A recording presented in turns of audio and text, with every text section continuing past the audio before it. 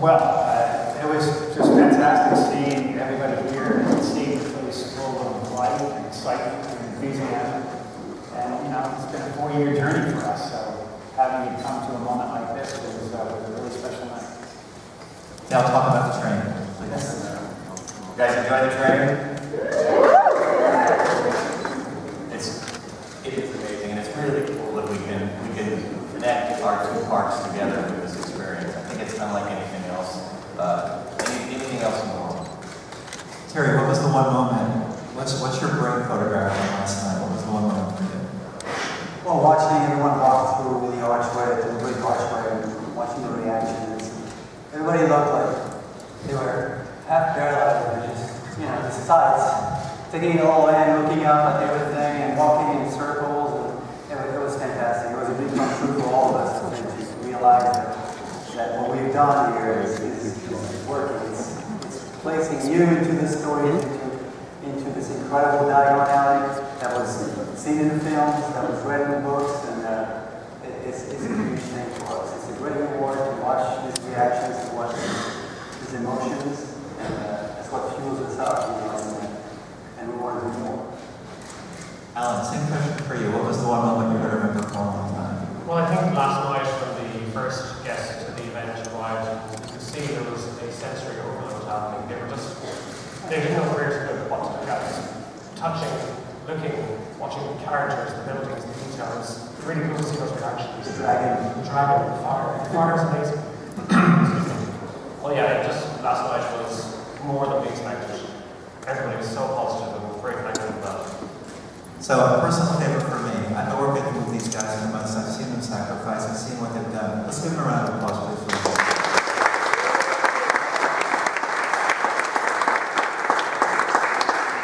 Thank you for that. So, let's start some questions and answers. Give us a raised hand. Thank you, since you're right here in the front. Hi.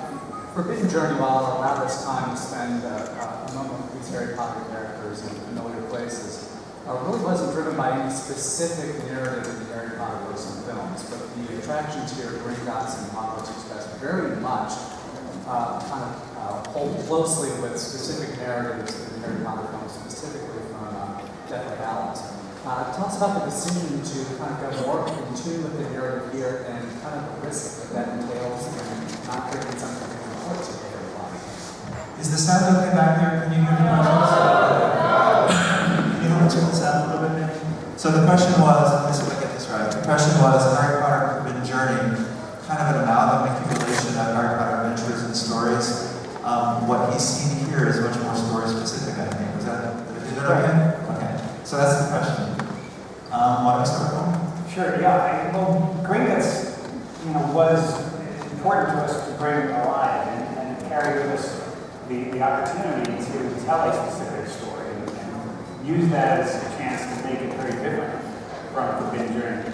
But as you point out, it was a tricky piece of business to find a way to do that would be authentic. So we studied it pretty hard and figured out there was a slice in time by which we would be enabled to be in the Gringotts Bank at the moment Harry, Ron, and Hermione were breaking in to steal the Horcrux, and we found an opportunity to place ourselves in that action. And it took a lot of thought, it took a lot of consideration to find a way to allow us to be in that moment of the movie. But Gringotts, as you know from the films and books, was a ride waiting to happen, and the chance to bring it alive was an opportunity we just didn't want to miss. Thank you. Next question, please. Let's go right over there. Do we have a microphone in this side? Oh, he's going to get a workout. Hi, I was curious what you guys took from Hogsmeade, what you learned from Hogsmeade and improved upon in Diagon Alley. Because you can notice some things, like last night I was noticing bigger walkways, particularly gift stores. So what did you guys learn from Hogsmeade that you applied to Diagon Alley? You're looking very answer.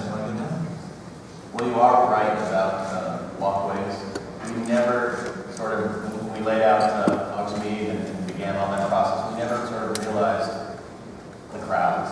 And so we needed to be true to the stories, which was to keep things tight and close, but we also needed to have the space. And I think we've achieved pretty well this feeling of kind of a very tight and closed-in urban environment, but yet still have the space for our guests.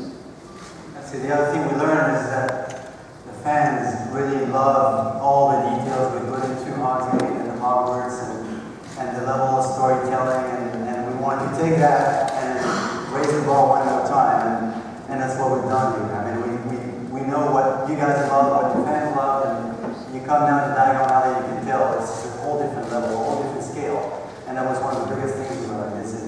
You know, you guys want more. The fans want to expand a lot more of those places and those magical moments. Thank you, gentlemen. Next question, please. Let's go to this side, and we're going to make note about the performance. Hi, back there, please.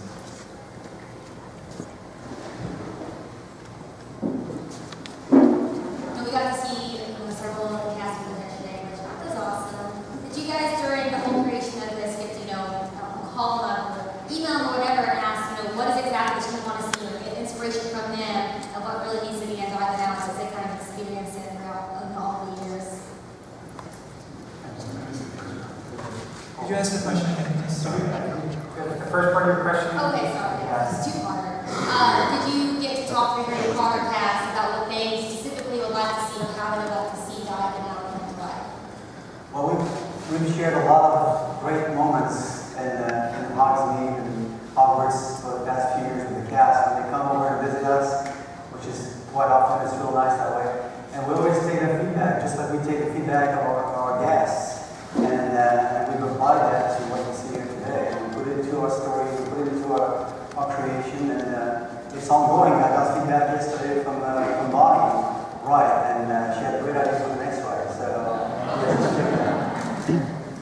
Just one other thing, when you think of the cast as the bigger picture of people involved, having a guy like Stuart Craig involved again as our chief production designer on the entire endeavor was really critical, and David Heenan on the film side, and so really bringing the entire cast of the Harry Potter film franchise back together in a way to help us make this as real and authentic as possible was really important and a really active part of the process. Thank you. Next question, please. Let's go to the back room a little bit. Alan McBride. Cedar's going to help with the microphone.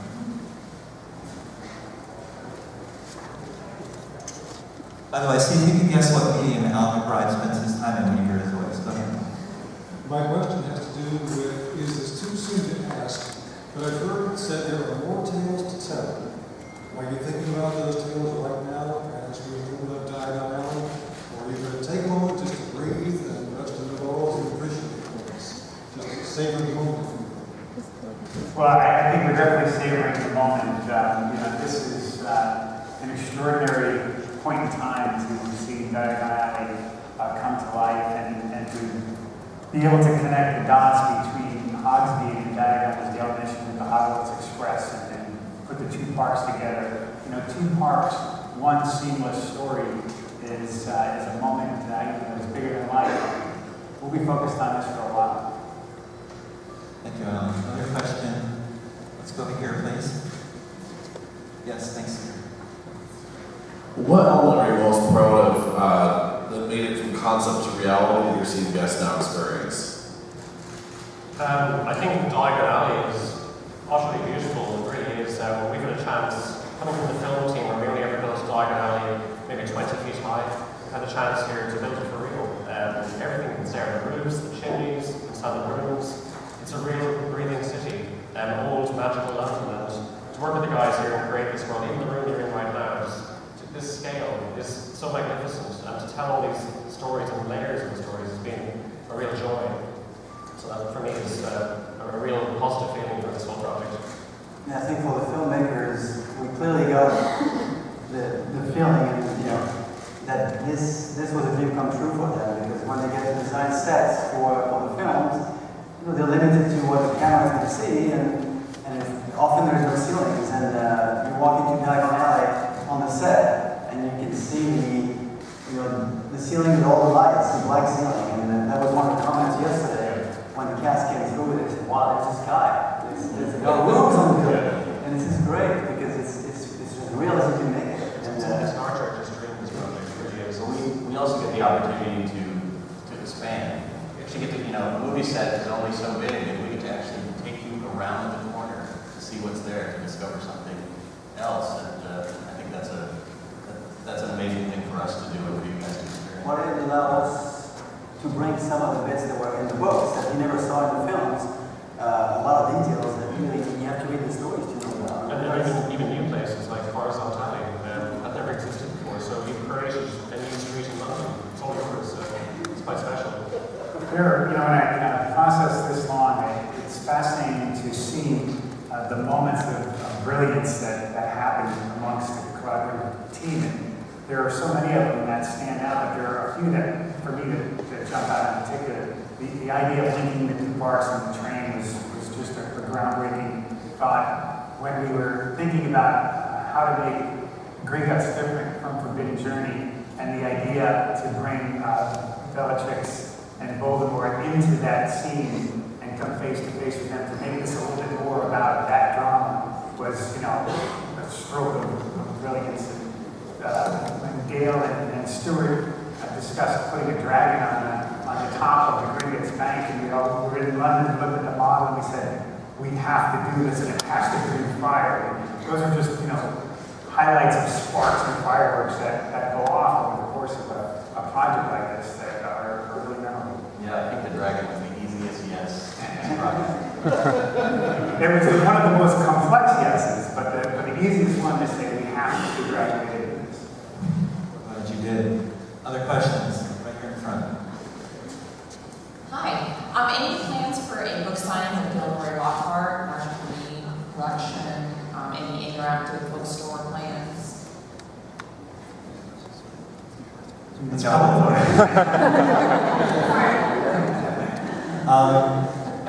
Let's revel in what we have for now, okay? We thought about a lot of things, and right now, like Mark said, we really want to enjoy this moment and really have our guests discover this place and all the details it has to offer and explore for many years to come.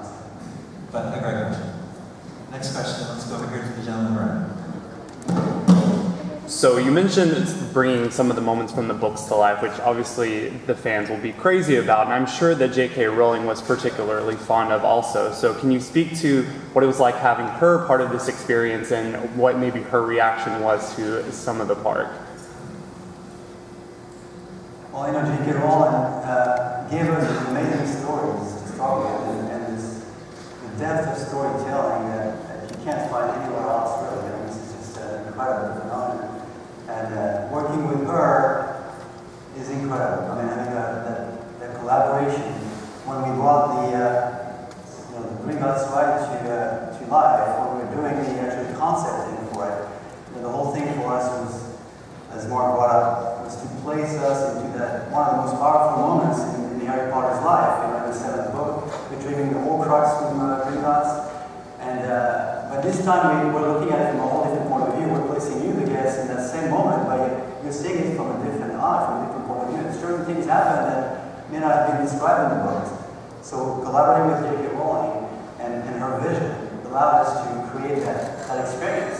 And that's the only way we could have done it, with J.K. Rowling and with Stuart Craig and Alan being so familiar with that world, that it created the visuals, that it created the stories. That collaboration allowed us to do this kind of rich experience, this really incredible story-driven ride. Thank you. Another question. I'm going to go to the back. Hey, Cedar, how about the lady right there? Yes. Thank you. You were all speaking about some of the details before. I was spying a couple of Easter eggs last night. Can any of you speak to the album titles and bands in the record store? Joe Says No, Stuart's Folly, a couple things like that. Well, let's just say that that's kind of an homage to the group here. It's in London, it's in the London world, so. Well, they're all based on actual old English album titles, so we kind of played a game, a visual game. But they're secret messages for us to enjoy. But they're layered that sense of detail out there. Thank you. Let's keep in the back for a second, because I'm kind of ignoring Cedar right there. Two questions. First, has J.K. Rowling actually seen this place? so, what did she think of it? Secondly, several actors, including Rupert Grant and David Phelps, twins, Helena Bonham Carter, Donald Gleason, Brendan Gleason, and Rob Coltrane have filmed for here, but I was wondering about Voldemort and Harry. You mentioned Voldemort will be in Gringotts. Did Ray Fiennes film anything? And I wrote the Hogwarts Express yesterday, and it was sounding remarkably like Daniel Radcliffe, so did you do any voiceover for that? Any questions? Let's start with yes. Well, it's, you know, I'm not, let's see, the Ray Fiennes, yes. You know, having Helena Bonham Carter and Ray Fiennes as part of this movie and my film is really extraordinary. They're just extraordinary acting talents, and having them on the set, Terry directed them in Leeds, and seeing them in character and in costume and on the set and sitting next to them like this in a chair and watching them bring these characters to life is really just a tremendous experience to see that talent go from sitting there talking to somebody and all of a sudden explode into a character is why they're great actors and why the people associated with this franchise are such great talents. Because you really learn to appreciate the genius you're surrounded by. You're surrounded by the likes of J.K. Rowling and actors like that, and Stuart Craig. And I might be a little bit off point of your question, but I think it goes to the bigger point of the participation of people in the process and what they bring to it. And it's just extraordinary.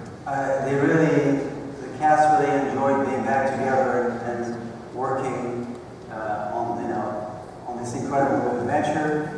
For them, I mean, they spent so many years playing those roles. I mean, Ray Fiennes, he loves to be Voldemort. He was so into it. The second he shows up on the set, before he's even in front of the camera, he's Voldemort. And Bellatrix, the two of them being together again was fantastic. And it brings that quality of experience, that authenticity that we really thrive for. Thank you. The gentleman in the hat. Voting right behind you. This is a question really specifically for Alan. But Alan, bearing in mind the essential Britishness of a lot of the Potter narrative and the place here in Diagon Alley in London, do you feel there are going to be special moments in particular for British guests who come in here? I think there are many moments for British guests. The place has been very authentically designed to represent a palette of British architecture and history. So you're in a medieval building right now, which is, say, 1,000 years old. You have the Victorian streets, you have the Victorian market, which is very typical of London. So I think British people, especially Londoners, will really warm to this place. They'll really recognise the train trestle, the train bridge, the sound of the train overhead, all the layers. In our world back there, it's very much a layered architecture where buildings are taken down very easily or retained if possible. So we all live in much older structures, and there's a real romance to that older structure. We try to enhance that. Stuart drove a design logic where it's almost an enhanced reality, where the building's being a little bit more, the colours are a little bit stronger, but it gives that sense of magic. I think people will feel very comfortable here. Thank you. We have time for just a couple more questions because a lot of people would like to talk with Terry. Let's go right here. Hi, first of all, great job. It's completely amazing, which I didn't think was possible at the time. Step up. There's a lot of immersion that's even different than Hogsmeade in terms of the characters and the way that even the shopkeepers talk to you. They all seem to have some sort of thing to tell you about why your beverage won't have a spout. There's always a backstory. Can you talk about the process of creating all that and of working with the actors about how to interact with the guests and how to keep it to that high level of immersion? Well, somebody asked earlier about what we learned through the process of Hogsmeade to now, and one of the things we did learn, I think Terry touched on it before, was that people enjoy the discovery and exploration part of this experience as much as they enjoy any particular ride or individual thing. It's kind of the sum of the parts experience. And so we really focused on that. And you look at the wardrobe and you look at the the interactions with the characters that inhabit these places. And we focused a lot of time on trying to make that a seamless, immersive part of the whole journey through Diagon Alley. And I think you'll continue to see that as you get to experience more and more of this place. Yeah, to your point, the wardrobe is really expanded from what we've done back at Hogsmeade. We had an incredible wardrobe to start with, but I think we have a lot more here. I know for a fact we have a lot more. And the food, all the different products you can find in the shops, which are true to the fiction, everything's at a different scale, different level, and it's all from what we've learned in the past and what we know our fans are expecting. One thing I can see when you're in the shops is the merchandise and the props seamlessly melded together, and the whole thing is so authentic that you almost going to go, can I buy this? Wow, it's so amazing. And the team out there so love this job. They all want to learn more. They're creating their own stories, they're researching the books, and it's a real passion for this world. One more question, please. I'm going to go all the way to the back of the room. Gentlemen, this hand is there. Thank you. To follow up on a previous question, there's been some confusion and miscommunication in the media regarding the specific involvement of Daniel Radcliffe and Emma Watson and Rupert Grint. Can you guys specifically confirm whether they contributed new footage or voiceover work? I know it didn't sound a lot like Emma Watson on the train. Can you guys be specific about that? Of course. So for the record, if you want to, gentlemen, for the record, you're going to see and experience all of your favorite characters in the attraction. Daniel and Emma had other commitments and were not able to create original footage for us for the attraction. But again, you'll see all of your characters in there. I got that right? That works? Yeah, that was good, Tom. Thank you. Okay, important question. I'm glad